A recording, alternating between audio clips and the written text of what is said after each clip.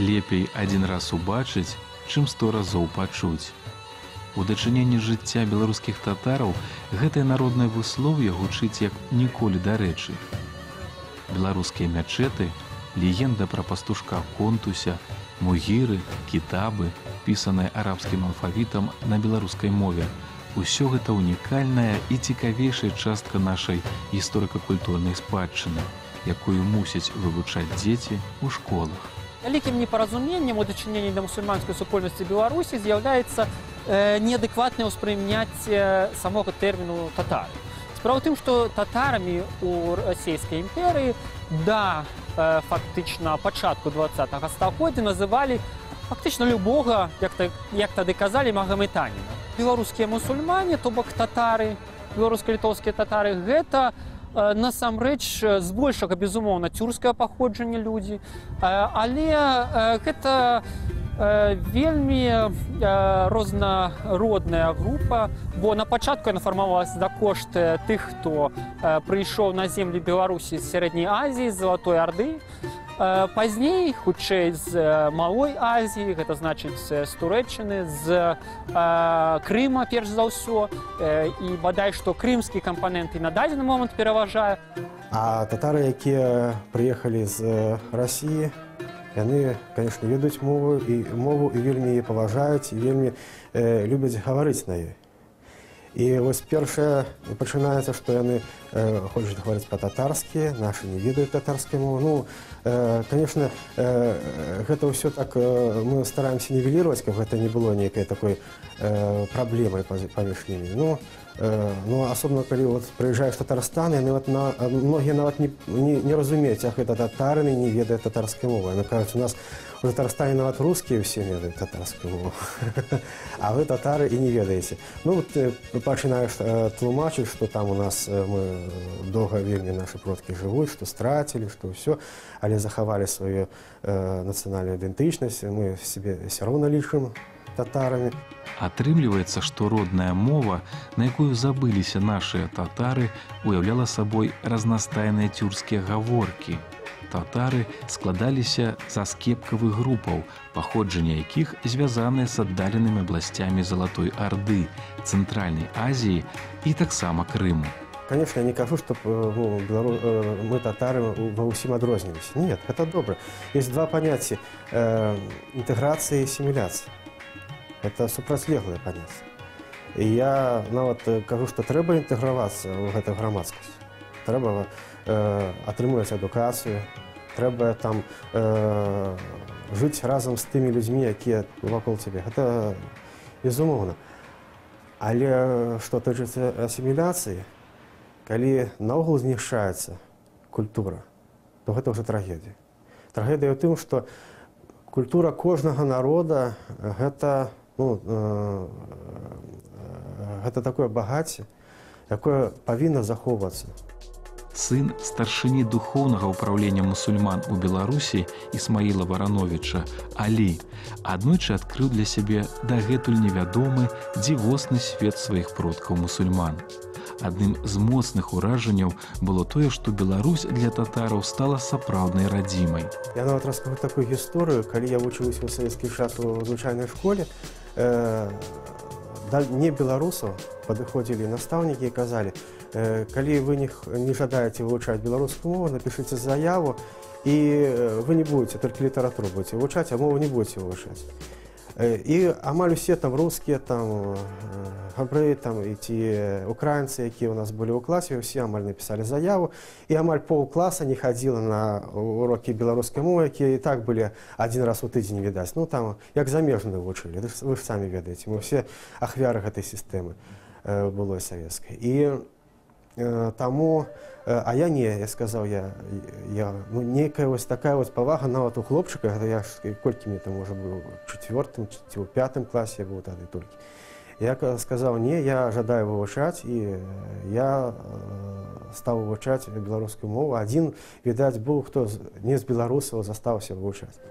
А потым, павага ёсць такая да самой мовы, да самой культуры беларусаў, бо зноў-такі, на маю думку, Гісторыя беларусаў вельмі падобна на гісторыю татар.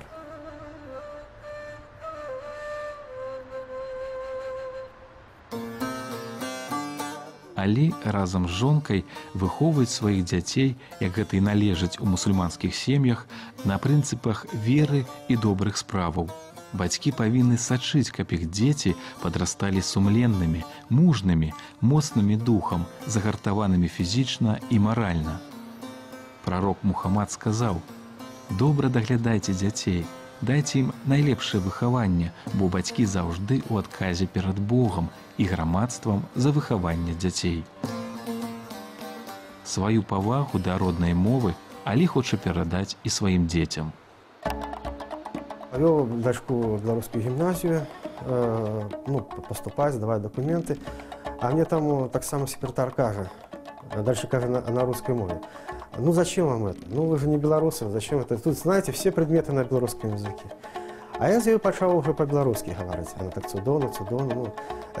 Тому это, я лічу, што каб і мои дзеці ведалі беларускую мову, таму я гэта раблю такія намаганні. Бо в асноўным, калі ў Беларусі сустракаюцца з людзьмі, яны пачынаюць казаць: «А адкуль вы прыехалі?» Я кажу: «Я з Мінскі нарадзіўся». «А бацькі адкуль прыехалі?» Я кажу: «Бацька з Клецка, маці з Новагрудка».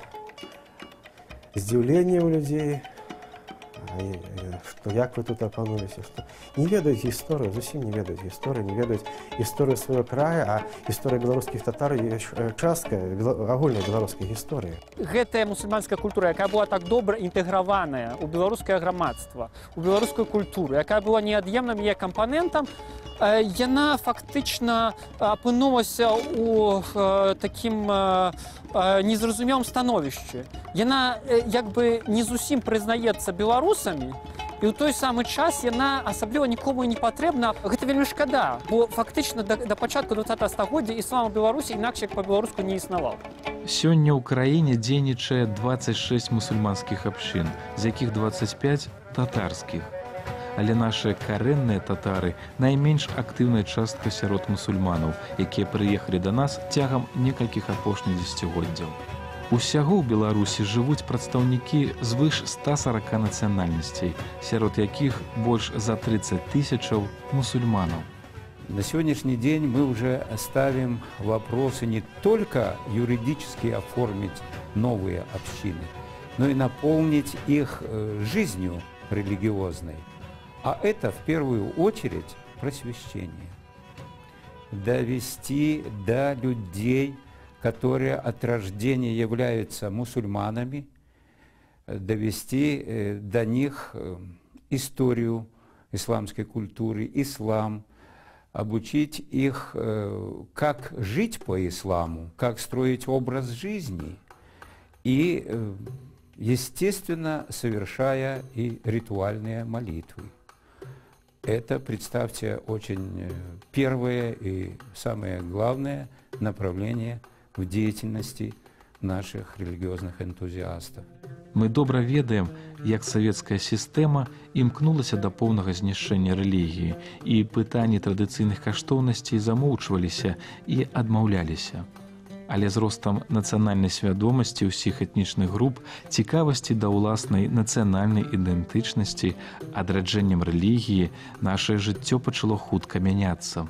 Мы в процессе возрождения нашей национальной духовной культуры обратились в первую очередь к исламскому миру.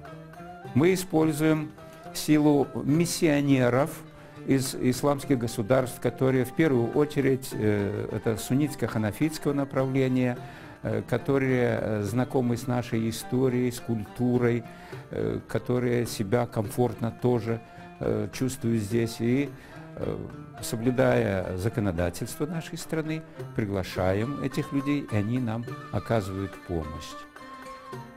Вот таким образом мы подходим к тому, чтобы организовать и свои учебные заведения, хотя бы такие, как медресе, школы по подготовке по основам ислама. Это просветительство не только учащихся, но и с выходом на население. Адначасова з рэстаўрацыяй і аднаўленнем помнікаў беларускіх татараў, адраджэннем беларускай мусульманскай культуры можна ўбачыць, як нашы мусульмане наладжваюць культурныя і чалавечыя кантакты з прадстаўнікамі іншых ісламскіх краін. Естественно, никто из-за рубежа наши проблемы не решит. Это дело наших рук, это дело наших душ. Поэтому мы сами решаем все эти проблемы. Но помощь братьев – это как раз по Корану, по исламу. В нашем исламском мире нет чужих и родных, близких и дальних мусульман. Вот это мои, а это твои. Вот я своим использую лучшую возможность, и у них прекрасные мечети и прочее, и прочее. У них больше возможностей выражать себя духовно. А вы с вашими проблемами оставайтесь и решайте сами на своем уровне. Этого в исламе нет. Поэтому то, на что по своим возможностям могут откликнуться братья из Турции и откликаются, мы искренне рады и благодарим и молим Аллаха, чтобы Он принял эту помощь от них.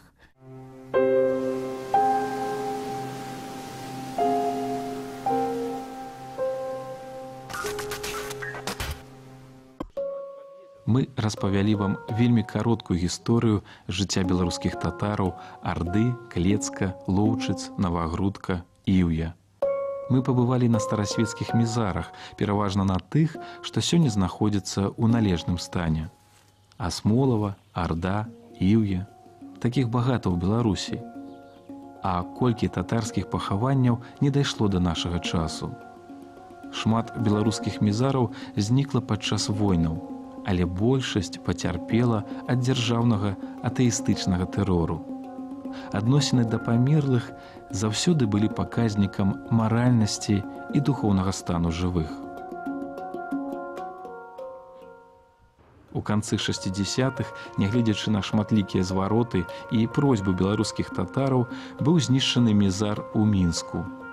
Адну пакінулі магілу Хасеня Александровіча, удзельніка мінскага падполля. Цяперака на месцы могілак разбіты сквер, але мізар часта напамінае аб сваім існаванні. Знаходзяцца новыя і новыя надгробкі. Да тэрыторыі будаўнічай пляцоўкі, дзе мусіць паўстаць саборная мячэць, сцягнутыя каменныя помнікі. Адзін з надпісаў сведчыць, што камень быў усталяваны на магіле чыноўніка мінскай казённай палаты Бекіра Богдановича, які жыў у 19 стагоддзі. Дарэчы, татараў, што цяперка жывуць у Мінску і яго ваколіцах, хаваюць у асноўным на мізары ў Смілавічах. Там знайшоў свой спачын заўчасна памерлы дзеяч нацыянальна-культурнага адраджэння беларускіх татараў Ібрагім Канапацкі.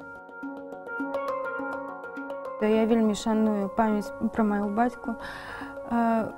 Гэты чалавек шмат чаго зрабіў для татараў, для вывучэння спадчыны. І калі ён жыў, нешта рабілася. І падчас існавання згуртавання Аль-Кітаб, яно, напэўна, і зараз існуе, я не ведаю, ладзіліся канферэнцыі, святкаваліся традыцыйныя святы, збіраліся людзі. Але вось зараз, я не бачу такого татарскага жыцця. Напрыклад, яшчэ маім бацькам быў выдадзены зборнік канферэнцыі, прысвечаны асабіста кніжнасці. Гэта адбылося ў 2005 годзе. Потым да 2005 года, з 93-го пачынаючы, усяго было праведзена 11 канферэнцый, прысвечаных культуры і гісторыі беларускіх татараў. Потым выдадзены 2 кнігі па культуры і па гісторыі на беларускай мове. Іслам адраджаецца на Беларусі ў параўнанні з савецкім часам. Гэта нельга адмаўляць. Але я кажу пра тое, што ў прынцыпе мелі мусульмане ў Беларусі у гістарычным разрэзе. І вось таму, калі мы проста зробім нейкі такі вось графік, то сённяшні час гэта будзе ці не самая ніжэйшая кропка. Ніжэй будзе толькі савецкі час, калі проста забіралі мячэты, скажем, як вось у Мінску гэта было, і калі проста было забаронена любое служэнне. Але ж, калі мы глядзім у гістарычным разрэзе, то бадай што ніколі яшчэ колькасць мусульманаў не была настолькі нізкай, ніколі яшчэ у нас не было настолькі мала дзеючых мячэтаў. Безумоўна, яны адбудоўваюцца, але колькі іх было раней, то бок у Менску з фактычна 16 стагоддзя, дык дакладна, заўсёды быў мячэт. Адзіны каменны мячэт у паўночна-заходнім краі Расійскай імперыі быў пабудаваны ў Мінску ў 1901 годзе на перакрыжаванні вуліцаў Дзімітрава і Калгаснай. Гэта тэрыторыя называлася татарскай слабадой. У свой час яе выкупіў у манастыра Святога Духа старэйшына мусульман горада Саліман. Будынак у стылі маўрытанскага дойлідства быў пабудаваны па праекту інжынера-архітэктара Салаўёва. Гэта быў прыгожы будынак. Мінарет сягаў 35 метраў у вышыню і доўгі час панаваў над наваколлем, ажно да 1962 года. Да тае пары, пакуль мячэт не ўзарвалі. Відаць, на хвалі апошняй барацьбы з рэлігіяй. 13 гадоў да выбуху мячэт ужо не дзейнічаў. Тут знаходзіўся клуб рачнікоў добраахвотнага таварыства садзення флоту. Пазней на падмурках ісламскай святыні быў пабудаваны гатэль юбілейны. 60 год прайшло, як была ліквідавана мінская абшчына беларускіх татараў. І сёння яна хоць і адноўленая, мусульмане нашай сталіцы не маюць мячэці для таго, каб сабрацца на калектыўную малітву, пятнічны намаз. У такія дні памяшканне, што знаходзіцца на раздарожжы вуліцаў Ігнаценка і Грыбаедава, не можа змясціць усіх вернікаў. Побач стаіць недабудаваны мячэт, выгляд якога не мяняецца ўжо колькі год. Мы строим с большим трудом. Мечеть очень большая. Остановилась стройка еще при предыдущем муфте. К большому сожалению, уже на сегодняшний день 6 лет, как эта стройка идет. Был период такой, что где-то часть стройки разрушалась. Нам пришлось заново обратиться к мусульманам, и нашим, и к исламскому миру с обращением. И откликаются добрые люди. Сказать, до 50% где-то стройка только лишь дошла за эти 6 лет. Мы подошли к очень ответственному моменту в строительстве этого здания. Это купол, это кровля, это минарет, это пристройки к ним. Это очень дорогостоящее оказалось дело. Приходится очень трудно. Собираем средства для того, чтобы, во всяком случае, к этой зиме накрыть это здание. Узвядзенне святыні пачалося 18 лютага 2004 году, але было прыпыненае у звязку з тым, што Ліга ісламскага свету спыніла фінансаванне, па чутках з палітычных меркаванняў. А у того, у кого в этом деле появляется политика, он остается в стороне. Мы никого не принуждаем, мы никого не просим, мы доводим до людей. Это наша обязанность. Я это адресую к некоторым государствам исламского мира. Мы эту мечеть, они говорят мне, вам построим, полностью оборудуем, обеспечим содержание, но эта мечеть будет собственностью ихней. И в этой мечети будут работать все штаты именно ихние. То, что противоречит законодательству нашей страны. Поэтому, когда ставят условия, возводя храм, дом Аллаха, то это уже не идет в унисон, а в противоречие с философией ислама, Корана нашего. Згодна праектна-сметнай дакументацыі, архітэктурны комплекс мячэту будзе ўключаць школу, музей, бібліятэку, выдавецкі і культурны цэнтр. Ці стане новы мячэт яшчэ адной адметнасцю беларускай сталіцы і духоўным асяродкам ісламу ў Беларусі? Это храм не муфтия, храм не отдельных каких-то лиц, а это общий дом Аллаха. И каждый мусульманин просто считает, и он обязан считать, что его участие, его доля в строительстве, это может откликнуться ему большой наградой от Всевышнего.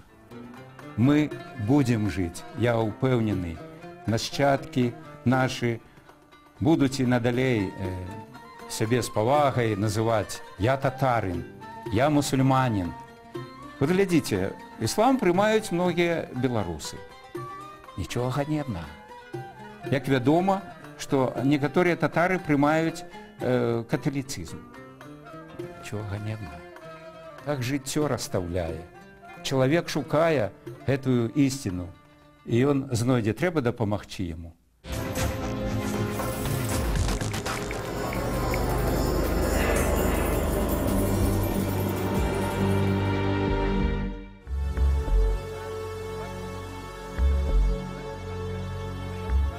Сергей Богдан нарадзіўся ў маладзечна, скончыў факультэт міжнародных адносінаў Беларускага дзяржаўнага універсітэту. Мае ступень магістра палітычных навукаў, вывучае іраністыку, персідскую мову, аднойчы адчуў, што вера беларускіх татараў бліжэй ягонаму сэрцу. Это был вельмі поступовый процесс, и, скажем, просто мне начинало становиться с кожной хвилиной, что, скажем, вот это мне, это мое, с этим я згодны. Я просто зразумел, что, скажем, мне не цікавая горелка.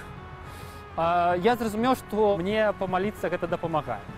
Я никогда не погоджался менять свое имя и никогда не собираюсь это робить дальше. Потому что для меня вельмі было істотно менавіта захаваць сябе сваю беларускую ідэнтычнасць. І мяне вельмі ўзрадавала тое, калі я раптам знайшоў у адным з кітабаў першую суру Корана, якая чытаецца падчас кожнага намазу па-беларуску. І вось калі я прачытаў словы, дзе было напісана па-арабску «Бисмилляхи рахмани рахим», а пасля падпісана, што гэта па-беларуску «У імя Бога ласкавага міласэрднага», я просто зразумеў, што гэта сапраўды па-беларуску. Беларусы не толькі бываюць хрысціянамі. І ў гэтым няма нічога кепскага. Таму што можна быць добрым беларусам і не быць хрысціянінам. Як і мої далекі продкі, я визнаю іслам. Це релігія татар, і я притримлююся необхідних традицій, які існували в старожитності, які існують і зараз. І це мій власний гонор.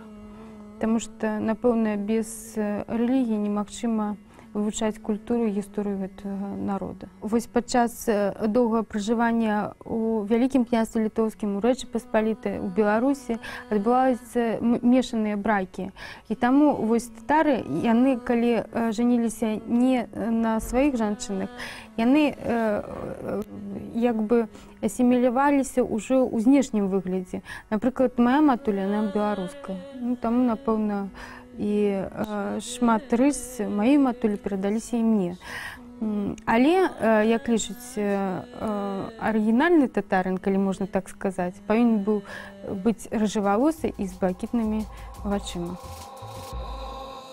Звяртаючыся з заклікам да ўсяго чалавецтва, прарок ісламу Мухаммад дакладна сфармуляваў і ўказаў галоўную мэту сваёй місіі ў гэтым свеце. Я пасланы толькі для таго, каб удасканаліць высакароднасць маральнасці. Прарок ісламу перадаў не толькі рэлігію, ён стварыў новую мадэль паводзінаў, можна сказаць, заклаў аснову будучага грамадства, пакінуў асабісты прыклад ідэальнага верніка. Наогул, іслам – гэта лад жыцця, што аднойчы ўзбагаціў сямейнай традыцыі нашае шматканфесійнае дзяржавы.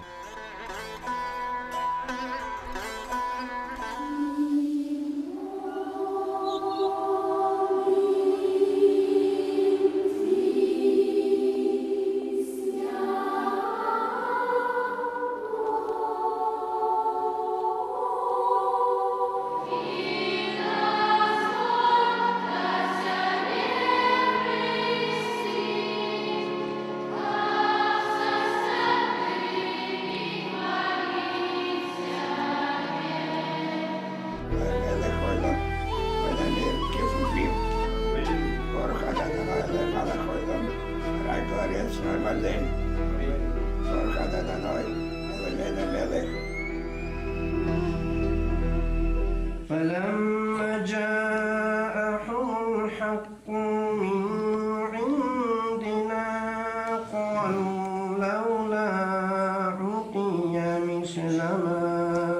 أوتي مثل ما أوتي